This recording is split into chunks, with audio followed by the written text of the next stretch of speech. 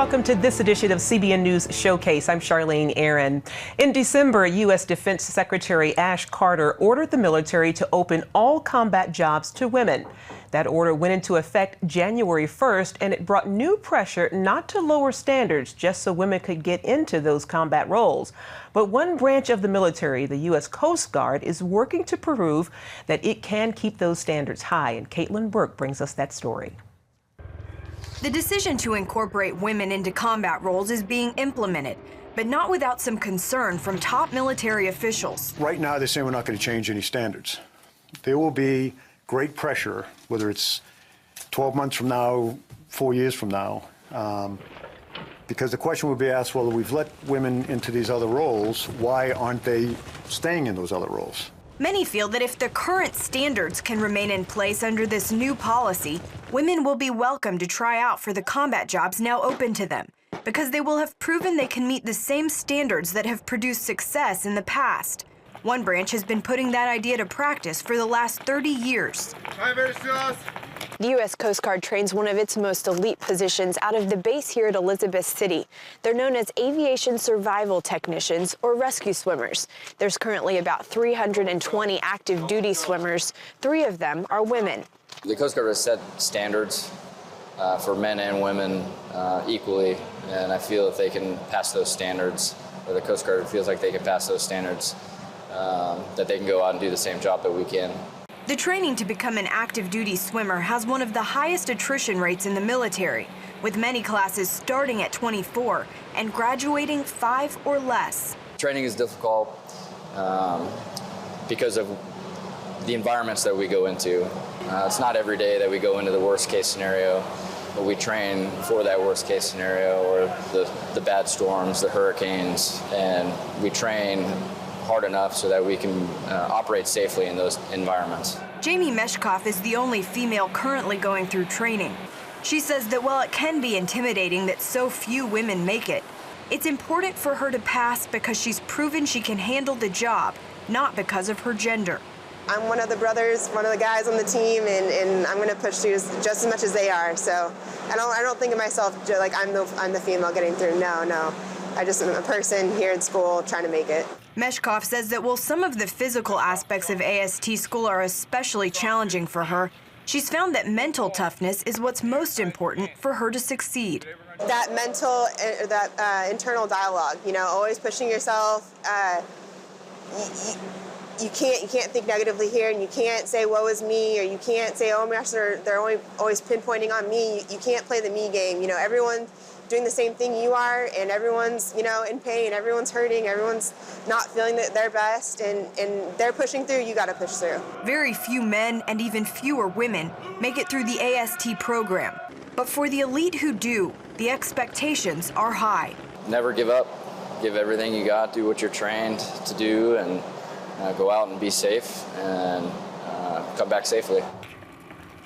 And here to discuss with us further is CBN reporter Caitlin Burke. Caitlin, is the number of women who become rescue swimmers low because not that many try out? That is definitely a major reason.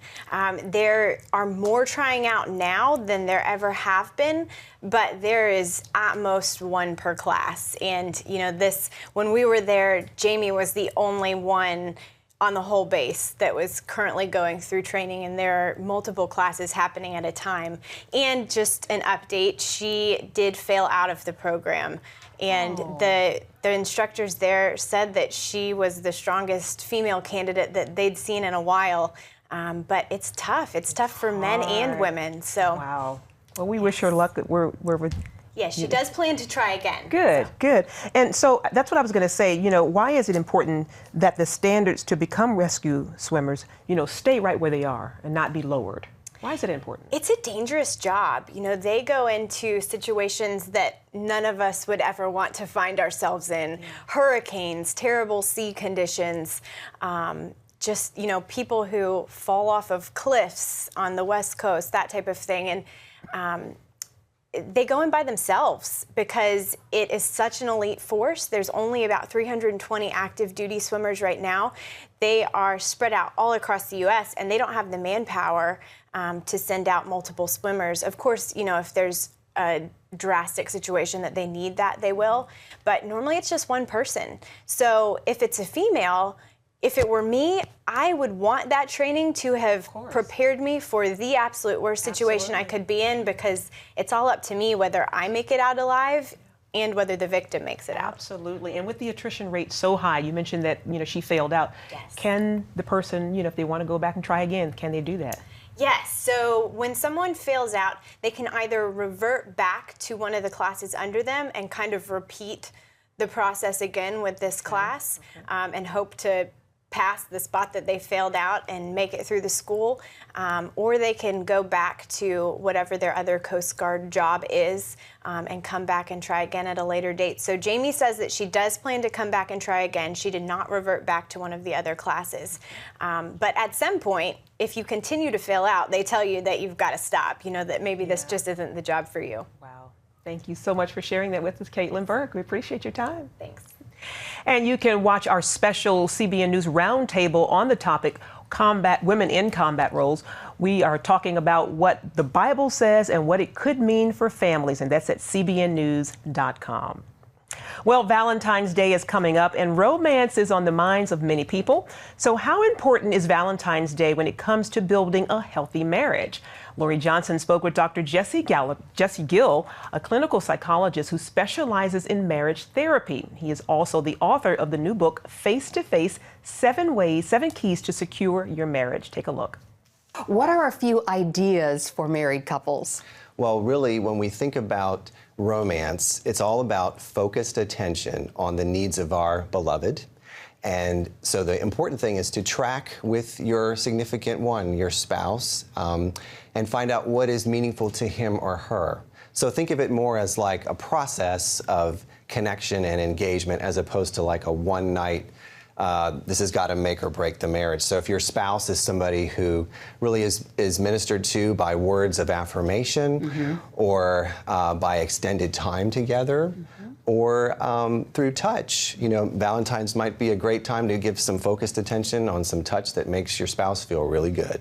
Well, you point out that it's important not to really get too hung up on Valentine's Day. Why is that? Yes, as a clinical psychologist and as a marriage therapist, I'm encouraging couples to be building their marriage connection all year long. So we talk about the attachment bond, that's the connection between the two of them.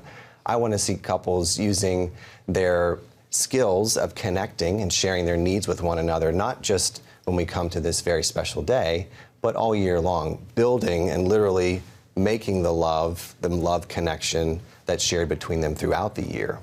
Well, you mentioned attachment. That sounds like a really big term, a big clinical term. Talk a little bit more about it, how it affects the relationship all year long. Sure. Attachment is a clinical term, but when I share it with people, it makes intuitive sense. Attachment is just God's bonding process that He ordains for us ever since we're little, and then we carry that on from childhood into our marriages. And so it's important, what we all want is something called secure attachment. And what that means is I know that whatever comes up, you're going to be there for me. And so if we have that in our marriage throughout the year, we're going to be in this process of sharing our needs, sharing our feelings, even talking about what we need physically, because touch is a key part of attachment.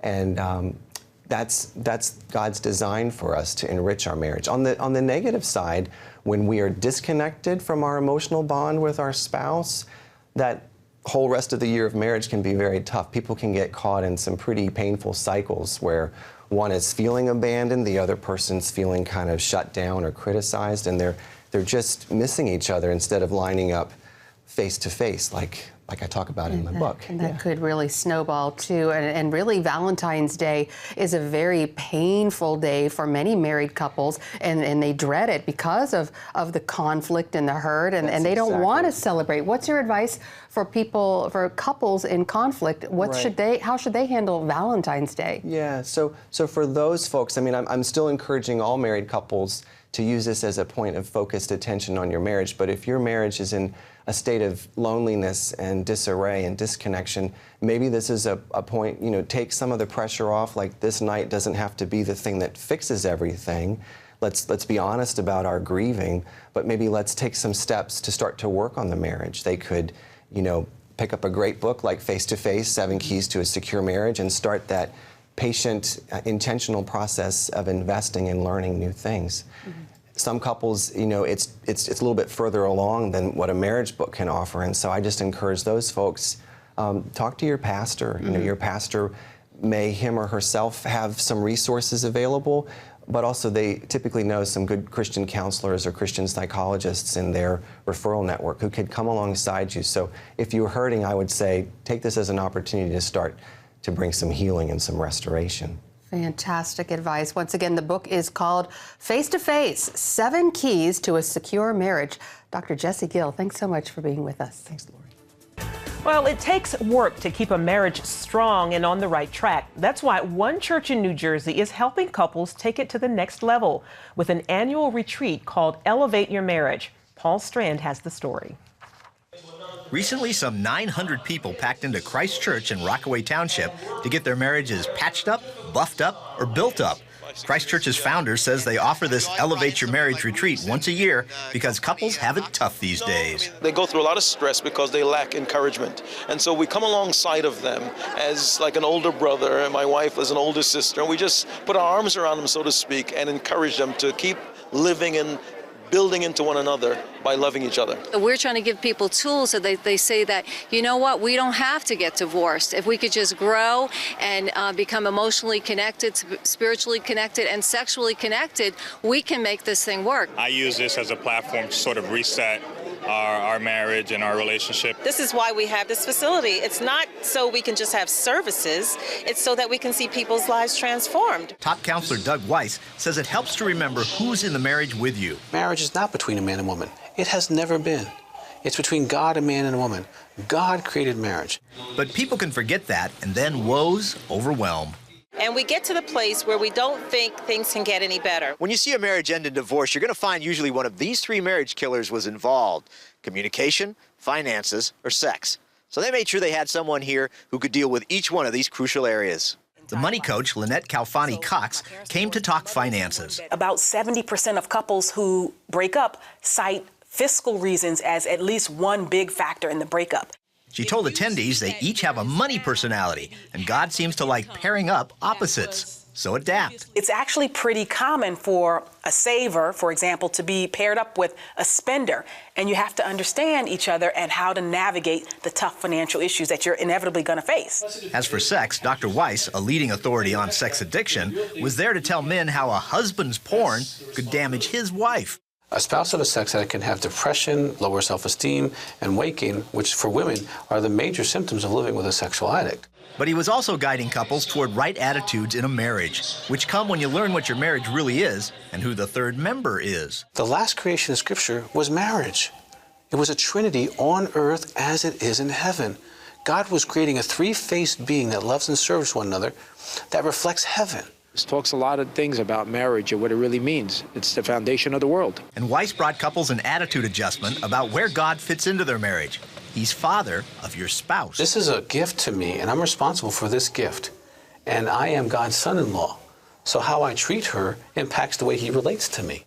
So couples should work hard because it's for God as well as their spouse. They should see that marriage is a blessing, but it also requires work on both parties. Be all in, emotionally, physically, financially, every aspect you can possibly think of. Be totally committed. That if you commit to the fact that divorce is not an option, it changes your perspective. It changes how you work out your issues. They talk about loser levels of committing. The second type of commitment is the renter mentality. No one ever washes a rental car because it's not their car. But when you own the car, you take care of it. Likewise, we must own our marriage and take care of it. The folks here at Christ Church are quick to point out one seminar isn't going to save your marriage. You need to do the work. So pray together. Confess, forgive. If not, your heart's always going to be hardened, and you can't continue to have, successful marriage with a hardened heart. Deal with the nitty-gritty subjects: money, sex, child-rearing. All the most difficult subjects are the ones you have to communicate about the most. Hopefully we're breathing hope into these couples and then breathing hope into their families, and then there's a trickle effect all the way across our region. Paul Strand, CBN News, reporting from Rockaway Township, New Jersey. Tomorrow, Cherie Martin and her husband, Ben, will celebrate their 4th Valentine's Day as a married couple. Cherie waited a long time to find true love, so long, in fact, that with her 50th birthday in sight, she began to doubt it would ever happen. Wendy Griffith brings us their story from Florida. Cherie Martin grew up playing on the white sandy beaches near Pensacola, Florida. The daughter of a pastor, Cherie had faith that one day her prince would come. As I got into my 20s and friend after friend after friend, they were all getting married, and my heart would just sink because I really didn't date that much. So I was a little bit of a late bloomer, but still, time's passing, and you begin to feel like God's passing you by. Cherie believed God had promised her she would be married, so she continued to hope and to date.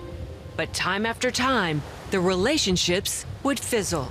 And I would just pray, God, please don't let me be desperate. Please don't let me be desperate. And so I just kept waiting, and I kept seeking God. There's a verse in Isaiah that talks about, no more will you be termed forsaken, but your land will be married. And I would cling to verses like that. By now, Cherie was in her late 40s with no prospects in sight when some friends invited her to a wedding and to meet a surfer named Ben. And right in the center of the lobby, all by himself, is this gorgeous man in a tuxedo, just standing there. And I'm just, surely this has to be him. Surely this is the guy my friend told me about. So I'm like, hello, ran in and found her, and I said, please tell me that's him. And she's like, it is. The next day, Ben and Cherie saw each other again at church. And as soon as church is over, this gorgeous guy walks up and says, hi, my name's Ben Martin. So obviously I had caught his eye as well. Was it love at first sight? I was definitely attracted to Cherie. And I guess what she's trying to say is, I was still kind of torn where I was. What Cherie didn't know was Ben had gone through a painful divorce and was still hurting. What Ben, a surfer and lover of the ocean, didn't know was that Cherie was afraid of the water. I like to tan, he likes to surf. It works. But it wasn't all smooth sailing for Ben and Cherie, and the two broke up for several months. I come from a divorced family, and I never wanted that to be a part of my life.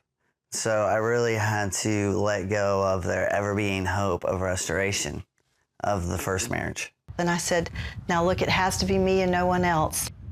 I can't play second fiddle. I have to know I have your whole heart. And he said, you're the one. He said, you're the one I want to be with. So for someone to finally say, I am choosing you, it was just like...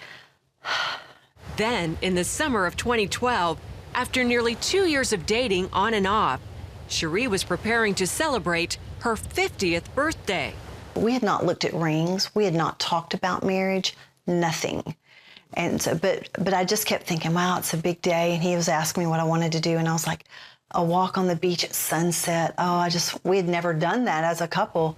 We come through the dunes onto the beach. There's a wedding taking place on this side of the beach, and there's a wedding taking place on this side of the beach. No joke. And he looks at me and he says, have you ever thought about a wedding on the beach? It was there, in the sand dunes on Cherie's 50th birthday, that Ben, a man 9 years younger, professed his love. I just shared my heart that I loved her and wanted to spend the rest of my life with her. And I asked her if she would like to do the same. And she said yes, as I'm trying to shuffle the ring out of my pocket. Cherie says the age difference didn't really seem to matter.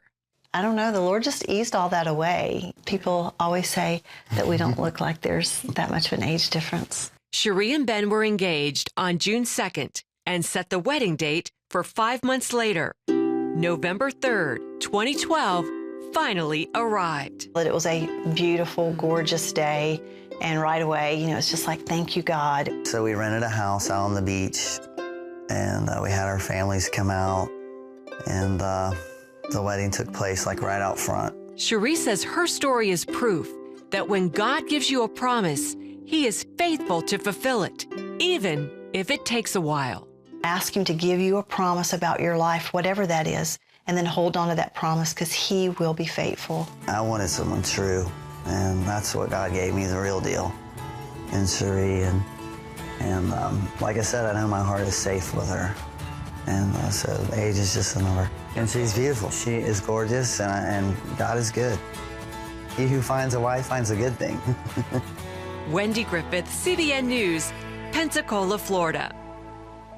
Operation Blessing is changing lives in Peru. 16-year-old Aldair was in a bad motorcycle accident and needed an expensive surgery to save his leg. His parents couldn't afford the procedure, so Operation Blessing provided the funds for Aldair's operation and the physical surgery he needed afterwards. Today, Aldair is up and walking around and says he's looking forward to being able to play soccer again. God bless him. And you can find out more about Operation Blessing by going to their website at ob.org. And that's going to do it for this edition of the CBN News Showcase. You can find more of our exclusive coverage of the issues you care most about at cbnnews.com. And stay up to date with CBN News through Facebook and Twitter. We hope you'll join us next time. Have a wonderful weekend. God bless.